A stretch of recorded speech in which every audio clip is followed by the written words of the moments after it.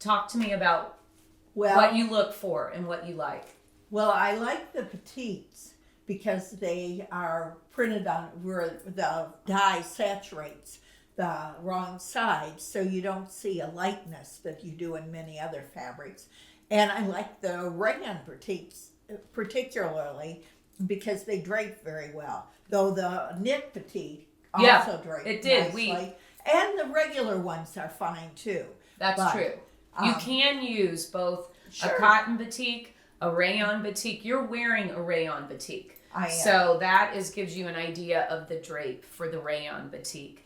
The one batik that we liked, the sew batik, had a border print. And so when you're working with border prints, those work really well. We included some instructions to help people work with border prints. Is there any tips about working with a border print that you'd recommend? Well, when you're doing a border print, you don't do it on grain. You do it across grain because the border is on the selvage. So you do set your pattern up a little differently. Right. But it drapes very nicely. And I do love the borders because they're Just- particularly